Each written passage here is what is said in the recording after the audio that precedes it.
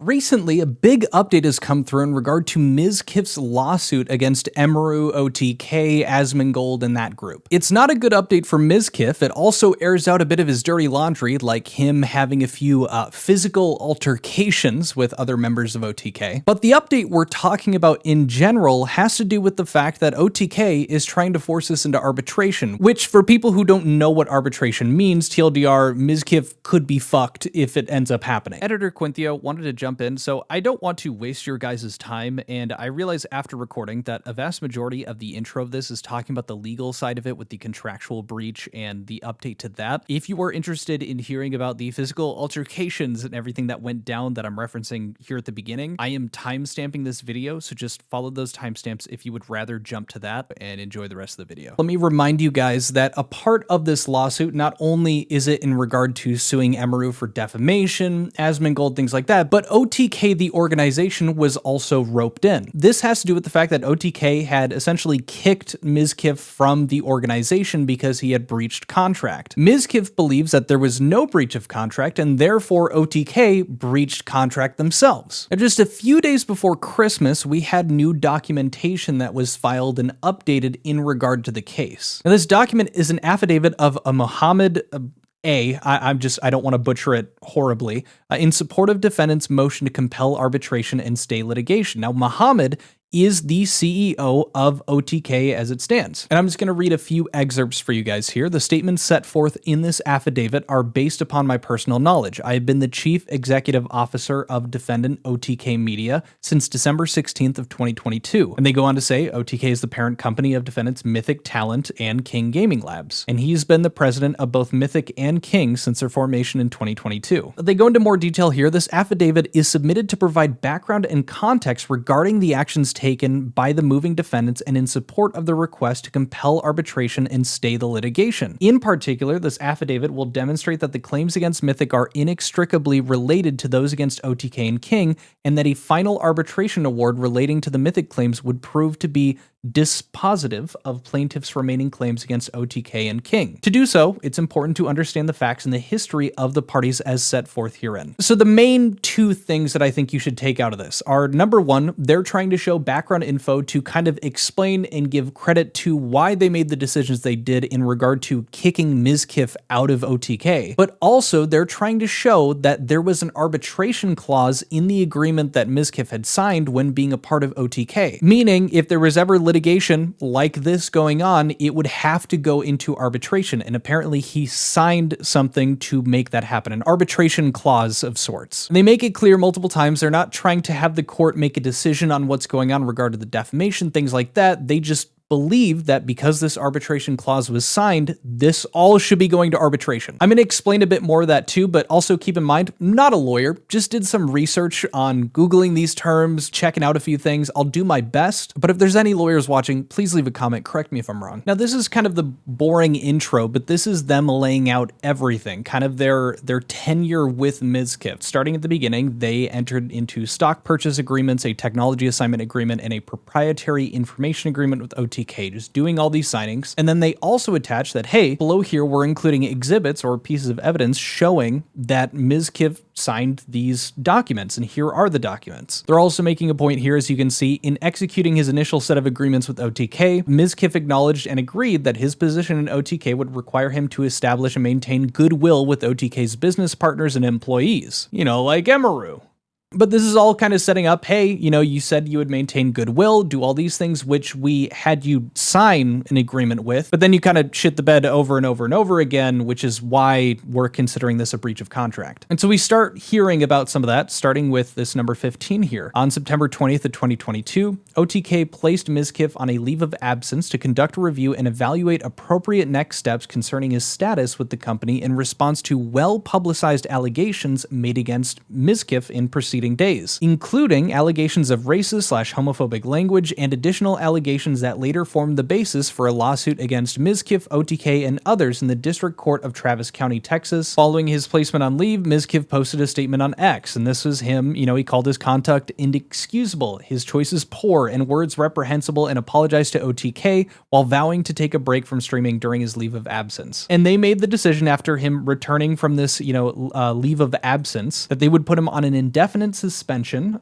from the OTK board of directors and an indefinite period of monitored probation to ensure Mizkif's publicly distributed content aligned with OTK's core values. And they're putting this in quotes because they are directly referencing the stuff that they had sent him, and they show those as exhibits later on in this document. And then apparently Mizkif was also privately instructed that he must refrain from any similar instances of public scandal or negative publicity, or that his standing within OTK would be further jeopardized. Ugh. This will come into play shortly here. A true and accurate copy of OTK's December blah blah blah letter to Mizkif relating to his return from his leave of absence with confidential information redacted is attached here to his Exhibit 1. So they go over that, as well as we bring up here Mythic. This is the important bit. This is where that arbitration clause comes in. Mythic was formed as a wholly owned subsidiary, blah, blah, blah, blah, blah. And then down here, by virtue of Mizkif's relationship with OTK, he was aware of the corporate relationship between them, and that Mythic would be considered a company affiliate under the owner's agreement. In the wake of, and to address the public controversy and conduct attributed to Mizkif in September 2022, now the reference to this lawsuit from back in September of 2022 and the controversy that had to do with Adriana Lee and the alleged sexual assault from Crazy Slick, I believe, and she was saying that Mizkif had downplayed it, tried to discredit her along with some other people. It settled with undisclosed agreements and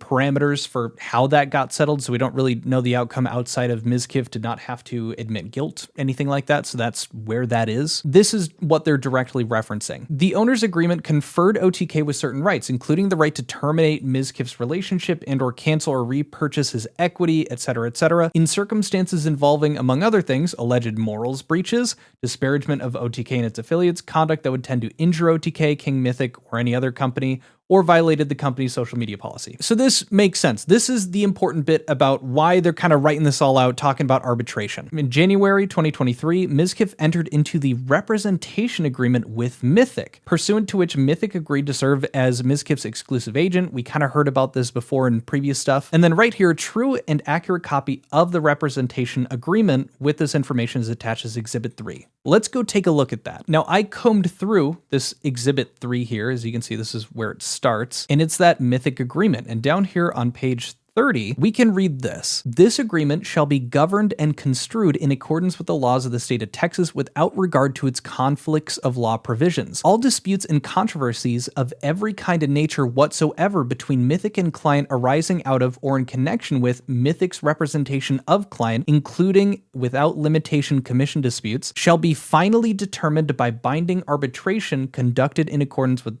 streamlined arbitration rules, etc. And so they go into detail. This is that bit. This is them saying, hey, if there are any legal issues that are going on, we're doing arbitration. You agree when you're signing this. And there is Mizkif's signature right there. For those who don't know what arbitration is, I kind of do. From the brief research that I did, essentially, it's a very good thing for companies to do arbitration. The reason for that is arbitration is usually with a panel of a few people. It's not like a full jury. There's none of the kind of emotional sway that public figures can tend to have when it comes to disputes that are with an actual public jury. Think back to P. Diddy's documentary that was put on by 50 Cent and the other, when they were talking about and showcasing the jurors from P. Diddy's trial. Essentially, it stops that from happening, and the main focus with arbitration is looking at the legal agreements, looking at the legal procedure of such. It also makes sure that discovery doesn't happen for the public. We would not, as people of the general public, have any access to anything that goes on in arbitration. It's private, and that's a benefit to the company because they don't want personal, private stuff being leaked out, or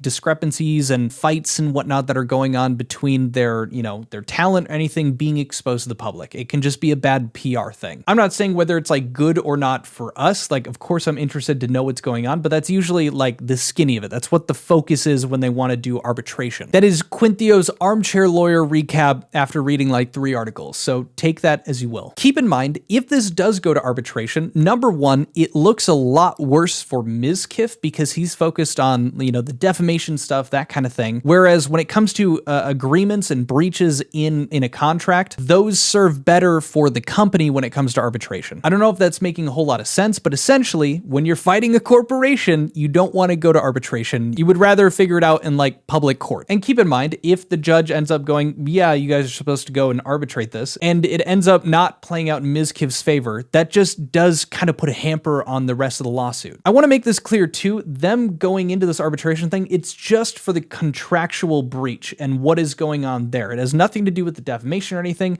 and you can actually see that at the beginning here and how it's titled. Right after this affidavit of Muhammad in support of defendant's motion to compel arbitration and stay litigation. Staying litigation is like, we want to put a pause on this so that we can sort out the arbitration bit that we're supposed to be doing. They're not asking the jury to decide on anything else. They're just saying, let's take care of the part that we're legally by contract supposed to be doing somewhere else. I hope that makes sense. I did my best with trying to figure that out. But now I want to switch gears and focus on that other part I was talking about at the beginning of this video, that they are kind of legitimizing and showcasing some of these instances where Mizkif got into physical altercations with some other members of OTK. Here at number 29, they bring up, on or about April 17th of 2023, Mizkif was in a physical altercation during an owners meeting of OTK, a meeting of its talent equity holders, which required the intervention by myself and multiple others present to stop Mizkif from further attacking another owner of OTK. But it gets better.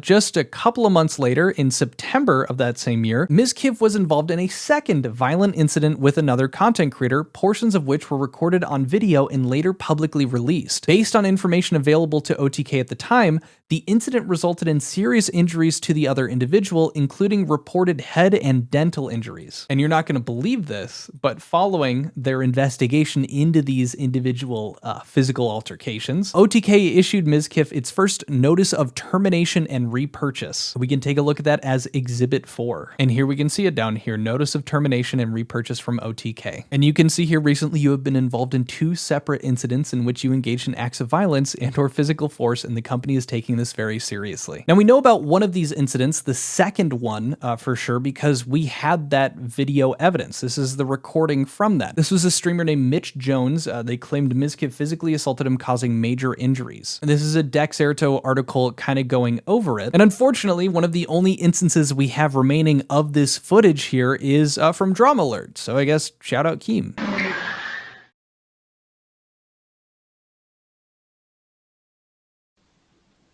Trash!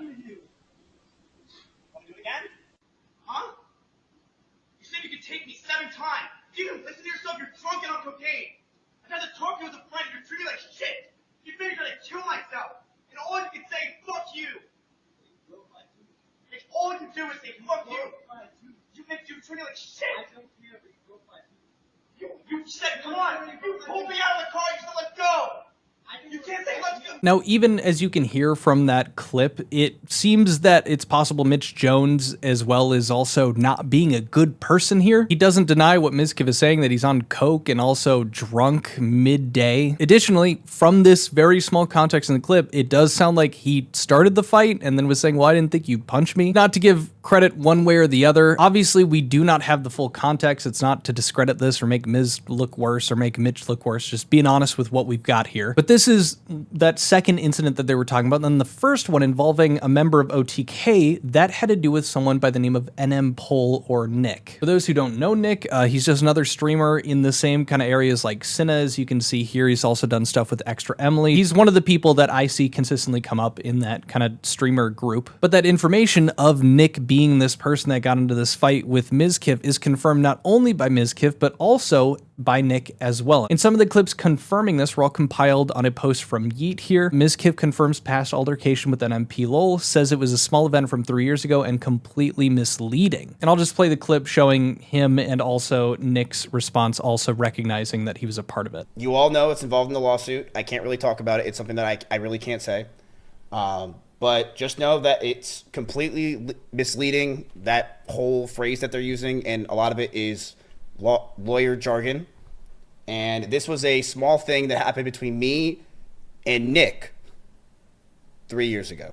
And so later on in the clip here, you can see this post from Nick NMP Lol. And this comes from the same day that he was talking about and addressing this. Someone had brought up that there was a thread about it. Tips versus Miz now covered by your good friend's alt account, ... They're referencing a live stream fails thread that was reading off the legal stuff that I had showed you earlier, talking about those physical altercations. It appears that Nick is responding, talking about that situation, saying boring, sadly, let's get some more fails, kind of just like ignoring, moving on past it. It could be ascertained that Nick thinks that the altercation between the two of them was boring, not interesting to talk about, or he just doesn't want to. Let's get some more fails. So Mizkif is pointing out, why isn't there a live stream fails thread about Nick saying it's boring and all this stuff and being upset about that. Now I'm interested to see how that plays out if they end up just going to arbitration. Obviously that'll be a bummer because we won't have access to Discovery anymore. There won't be any other kind of information that we can get from it until after that happens. Even then we might not know how it ends up getting settled. It may still allow the defamation part of the case to still be public, so we'll get to hear on that kind of stuff. But the last thing that I wanted to leave you guys off with is Mizkif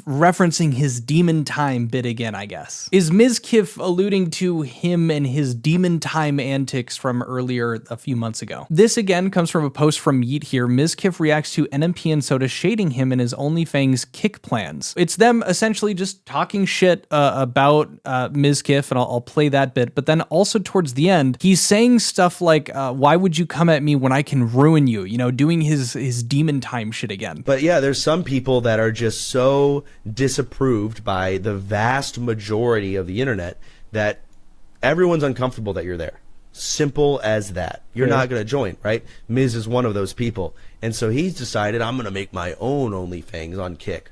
I don't really know. What's the goal? What are you doing? Eden Ross, and then from there... To make my own OnlyFans on Kick. What do you mean, what's the goal? You mean my idea that I gave to you? What do you mean, what's the goal? Should also mention that he's implying that he came up with the OnlyFans idea in the first place. I don't know if that's true. It probably maybe is. I don't really care if it is, but continuing on. Am I actually worried about it? Fuck no. Yeah. But is he going to be an OnlyFans? Absolutely not. It's just like, why would you come at me when I can ruin you? It just doesn't make any sense. Time will tell, Chad. Time will tell. Defend yourself once you can this time. I already have defended myself. Her fucking allegations are bullshit. I never sexually assaulted her. I never stalked her. And I never abused her. I've already stated that's not true. Was I a shitty boyfriend? Yeah, that's about it. But that's like literally nothing. I know this sounds dumb, but I've been seeing on TikTok these posts about people talking about how there are these wives or husbands going onto TikTok and complaining about their significant other. And more they're seeing that the comment sections of these TikToks are essentially like, if you don't like this thing your partner's doing, are you going to divorce them? Are you going to leave? And when that person inevitably creates a second video giving their spouse shit or showing proof essentially that they're still sticking with them, they're not separating, they're not doing anything about this complaining, all of the comments are just divorce them or shut the fuck up, leave us alone. We don't give a shit about your grievances with your spouse. I think people are reaching a similar point, including myself with Mizkif. He's turning into this boy who cried, I could ruin these people. Boy who cried, it's demon time to ruin all these people. He's saying that he has all this shit on people over and over and over again, but he never follows through on it. Is it because of a legal issue? Is it because he's worried about a defamation part of it or leaking stuff, and then invariably other people that he's giving shit to will leak stuff on him? I don't know what it is. Nobody knows what it is. He just comes off as a super cringy why I oughta guy, and it's annoying at this point. But I guess, like he said, only time will tell. And that brings this video to a close. If you enjoyed it, found it informative, like how I compiled everything together, consider subscribing. This is the kind of stuff that I post covering, unemployed content creator drama. If you enjoyed this video particularly, want to get it out in front of more people, give this video a like, perchance a hype, just helps boost it in the algorithm. But regardless of you doing any of that, just thank you for watching. I'll see you guys in the next video. Adios. Peace. Bye.